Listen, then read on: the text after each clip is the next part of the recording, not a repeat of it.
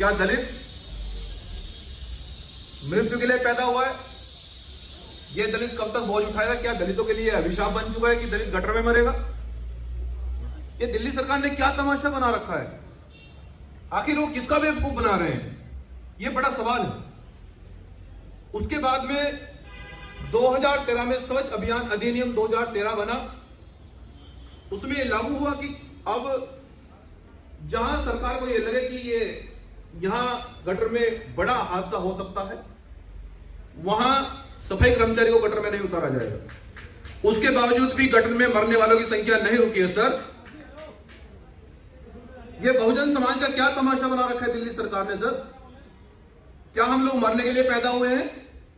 ये संविधान में कहां लिखा है सर कि एक व्यक्ति मजदूर परिवार में पैदा होगा और वो मजदूरी मरेगा?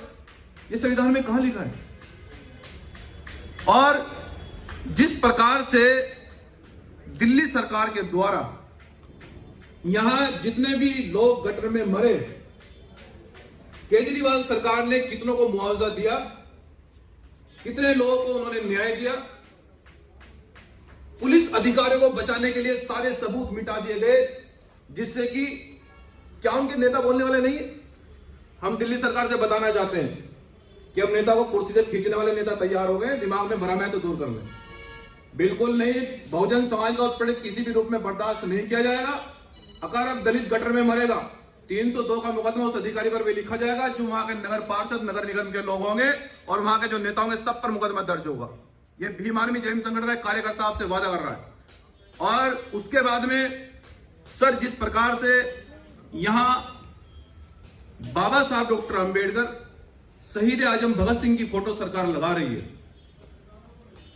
बाबा साहब डॉक्टर अंबेडकर जी की प्रतिमा पर माला और उनके दिए हुए अधिकारों पर और उनकी विचारधारा पर ताला, ये क्यों? बाबा साहब डॉक्टर अंबेडकर का नाम लेते हैं आपने, क्या शिक्षा ग्राफ क्या है दलितों का, दलित पिछड़े अल्पसंख्यक आदिवासियों का? सर, कितने लोग आपने विदेश पढ़ने के लिए भेजे हैं? सर, कोई डाटा है आपके पास? और मैं एनसीआर डाटे पर बात करना चाहता हूं जो ऑन रिकॉर्ड है। सर, 94 लोगों की मृत्यु हुई है 10 साल में। 2006 में प्राइवेट कंपनी ने बिहार से राजेश मेहता को सफाई कर्मचारी के लिए उसको एक कंपनी को वहां से बुलाया। राजेश मेहता बिहार से चलकर यहां काम करने के लिए आए। उनके परिवार ये सोचा कि हमारे परिवार का सदस्य धन कमा कर लाएगा, पेट पालन करने के लिए वहां से कुछ पैसे लाएगा, लेकिन राजेश मेहता की यहां से लाश वापस गई।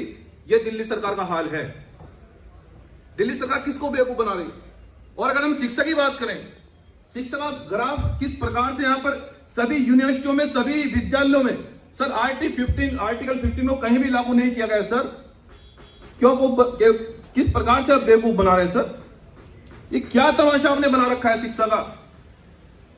और कितने सभी विभागों में रिजर्वेशन आपने दिया। लोकतंत्र के चारों स्तंभों में दिल्ली सरकार ने कितना रिजर्वेशन दिया? सर, क्या कौन सा आपके पास डाटा है? हम दिल्ली सरकार से पूछना चाहते हैं और यहां अपने बहुजन समाज से बताने के लिए आया एक जिम्मेदार व्यक्ति कि मनजीत सिंह नौटियाल यहां बहुजनों को बेवकूफ नहीं बनने देंगे। हमारे साथी माननीय पूर्व कैबिनेट मंत्री राजेंद्र पाल जी और हमारे दलित एक्टिविस्ट भाई कुश अंबेडकर जी, यहां सभी लोग मिलकर हम लोग लड़ाई को लड़ेंगे।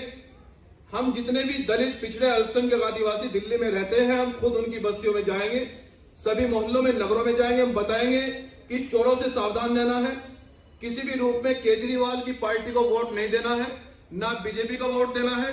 यहां संविधान के मानने वाले लोगों को हमारा बहुजन आंदोलन परिवर्तन करेगा।